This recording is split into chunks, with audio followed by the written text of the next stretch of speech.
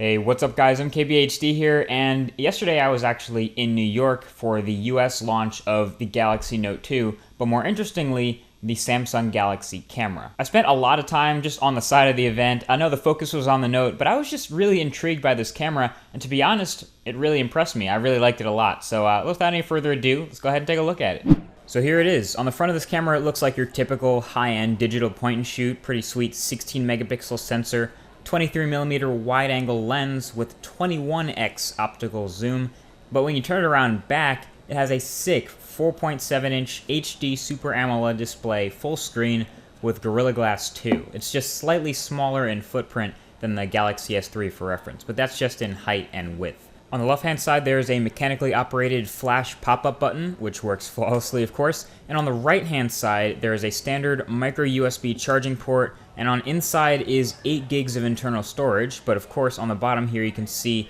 it's expandable via a micro SD card, and right next to that is your SIM card slot and an HDMI port, and of course, the tripod mount. And also down under is the battery in this guy, which is a 1650 milliamp hour battery. It seems a little bit small. I don't have a lot of hands-on time to see the battery drain, but since you don't have to keep it on 4G when you don't need to, it should last you a while. But obviously, turning on that boss display, you get a full-fledged, shrunken Android tablet in here. I don't say Android phone, because while it does have a mic, it doesn't make phone calls, but it's basically a smaller tablet, and it's running Android 4.1 Jelly Bean behind the scenes. But while it is indeed Android 4.1, it's obviously not stock Android, and Samsung has to make some serious improvements to make it a full-fledged camera, and they actually did a great job with that, and most notably inside the camera app.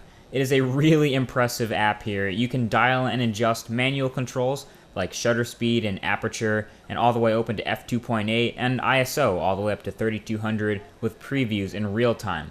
And if you're feeling lazy, you don't have to use all these manual controls. You can flip it into automatic and let it do all the work for you, or you could even enable some of these interesting filters to get some cool effects outside of the Instagram app, which can actually be used on this guy. So in terms of image quality by itself, from what I could see on the screen, stuff looked pretty sharp, and noise performance in the dark was actually decent, which is a good sign. It also takes 1080p video at 60 frames per second, so that's nice, and has some neat video modes like slow-mo capture, etc. It's basically the camera app on steroids just for this device, and I like it, and feel free to give a thumbs up below if you do too. So there you go guys, that's the Samsung Galaxy camera. It's available later this year and for an unknown price, so I'll keep you guys posted on that, probably on Twitter at MKBHD. I think it'll be really good at the gatherings and sort of party scenario where you're taking photos and videos and sharing them as you take them, which is kind of like the real-time sharing that Google Plus sort of started. It's kind of an interesting product. I would definitely like to see more hands-on with it, and I'll be giving you guys some test footage and some test videos of the actual camera sensor so you can get a sense of how good that is as soon as I get my hands on it. So thumbs up if you're excited for that, if you want to see it compared to some other cameras.